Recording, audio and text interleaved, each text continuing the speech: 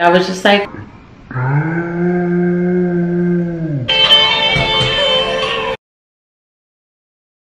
hola mi gente. Okay, hi everyone, MsMalcolmHughes here, back to do another book review. The last book review of the year. So, un poco triste, a little sad, but todo está bien, all is well, and we're gonna get into it. So today I'm going to be doing two very short book reviews, and I'm doing them together because they're both kind of small. So one is Trill League by Anthony Piper, and if you're not familiar, you'll learn about it today. The second one is Islandborn by Junot Diaz, and I'm gonna get into it. So Trill League, for those of you who are not familiar, it's started by Anthony Piper. It's kind of a caricature of Justice League, and that's kind of what it follows. You have these characters. If you're into comics and you're into Justice League, they'll be familiar. So you have all these characters. You have Black Mane, who is the leader of the group, but not the star of the series. Black Mane has been described as who you would have if Malcolm X became Batman. So Black Mane is super power to the people. He is undercover. No one really knows who he is except for his adopted son, Deshaun, also known as Sparrow, who is the true star of the series. And that's the little guy out front. Black Mane is, if you can see, he's right there with his power fist and his beret. You see him again here. Sparrow, also known as Deshaun. Black Mane. Who you have right here is Tam Tam. We will get into Tam Tam. And you have Wandisha. And you also have Swole Mane, who you see there in the back. So really, if you're familiar with Justice League, you can swap out any of those characters for the main individuals who are part of Justice League, and you would see who they are. But what makes this comic so special is that it goes beyond being a spoof or a caricature or a play on the Justice League, and it becomes something all its own. It's definitely very, very much rooted in Black culture. They play the dozens. That's kind of how they attack each other. As you can see, like, and everyone knows playing the dozens is like the greatest form of insult. Tam Tam is the sidekick. He does have powers, but mostly he just gets picked on for his weight and cries a lot. But it's classic in that it takes you on these superhero adventures, very much rooted in real world events. And the characters are sometimes so extreme, but it's so funny and it's so brilliant, and I definitely enjoyed it. It also kind of plays off of modern culture, and you have Wandisha and her friend who are watching like a love and hip hop type reality TV show, and the drama that's there. There's also relationship drama with Wandisha and Swole Mane.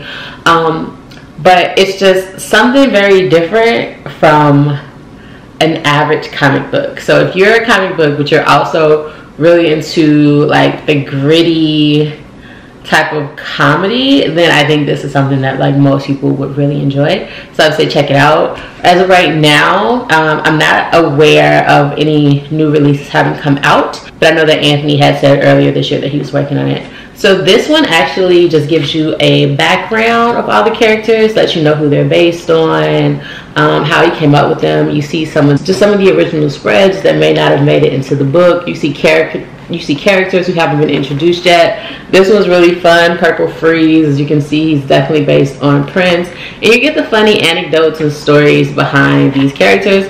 So this is really cool just to have for like background history. And this one actually goes into the first chapter, and you go through and you see all of the expeditions, and it's just really cool, the story to follow. So I would say check it out. Definitely worth it. I'm excited for more to come out. On a grade to A to F, I would definitely give it a solid B. I like the drawings, the illustrations. I like the story. I like the comedies. But I'm interested to see where it will go. I feel like it's too early to give it an A just yet. Okay, vale. So, el próximo libro, the next book is Islandborn by Junot Diaz. And this book is obviously for children, los niños. Pero the book is about a young girl, Aki, who is in class, and it's obviously a very diverse school. Most people who are there are first generation in America, and they're all from different places. So the teacher gives them an assignment where they have to draw and create where they're originally from. And she's immediately distraught porque, like, ella no sabe, she does not remember where she's from.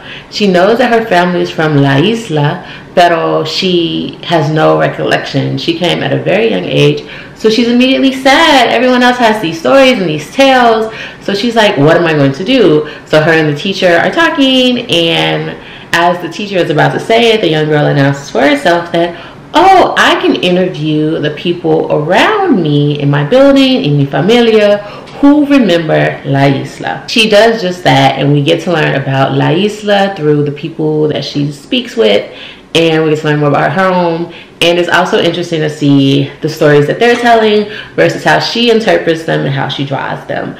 So it's super adorable. The main, I think the big theme of this book for children is that no matter where you are still of a place, even if you cannot remember, right? It's something that's in you. Like, it's not on you, it's in you. So you are still of this place. It still shapes you. You still carry that heritage, that culture, that pride with you, no matter where you are in this world. And you're not like less because you do not have those memories, because they are yours and you can go back and get them, right? So super great for children, about like self-worth and self-value. Cool. The artwork is also very nice. It's colorful, very appropriate for children. Like here you see someone was telling a story about these huge bats, and she ends up drawing them the way that the person describes them. The person has said, I remember bats as big as blankets. So then you get these bats that are blankets, right? And that happens throughout. So like I said, super colorful, child appropriate, beautiful artwork. And the illustrator for this book is Leo Espinosa. So great. Now what I want to say is I really appreciate Junot Diaz as a writer. I love his work. This Is How You Lose Her. I've recommended that to so many people. And I think he's just a phenomenal writer. He encourages a lot of the writing that I do. And in that sense, what I mean by that is he leaves it to the reader to figure it out. He's not holding your hand. When he begins to speak in Espanol, it's not like, hey, let me translate this for you. You're going to go and you're going to figure it out, or you're going to use context clues, and I always appreciate that. Now, with that being said, I did not love this story. Granted, I am not the intended audience. Claro. Like, obviously, it's for children. And like I said, I think there is some self-worth and value pieces that children can learn.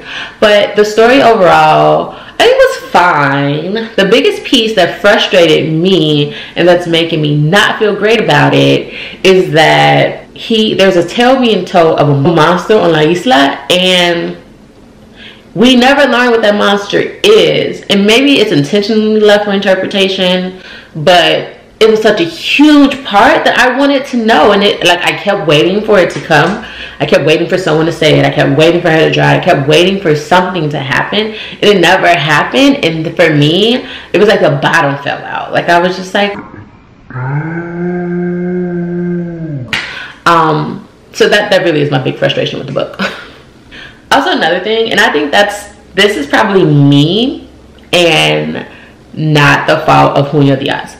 So I think I'm more familiar when I hear people talk about La Isla. I'm usually used to hearing people, when they're saying it, referring to Puerto Rico and not necessarily La República Dominicana. Like, for most of the book, I was thinking of Puerto Rico, and I wasn't thinking of La República Dominicana. So yeah, it took a while. And then I finally realized it, because here on the front, you have the La Bandera de la República Dominicana. So Yeah.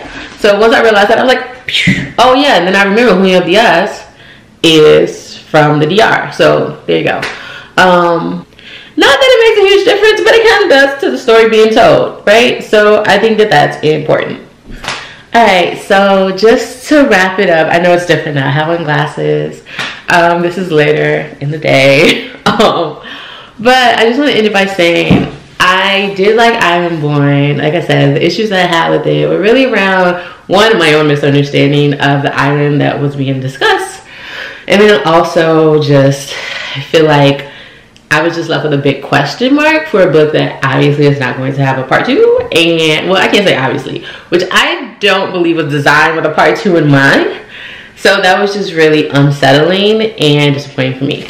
But, like I said, I think this would be good for children. Definitely valuable lessons to be learned about like self-worth and where you come from, and knowing that that's within you and allowing that to be within you as you go forward in the world. So definitely great for children. Those are the 2 books that I have. Random tidbit, I have on my Marc Anthony shirt, and if you've never seen Marc Anthony in concert, you're doing yourself a grave disservice. He's phenomenal. He's amazing. But yeah, that's all I have. More book reviews coming in January in 2020. So I will see you all on the other side, Lord willing. So yeah, until then, I hope that we all have an amazing end of 2019. I hope that everything that you want for 2020 comes true.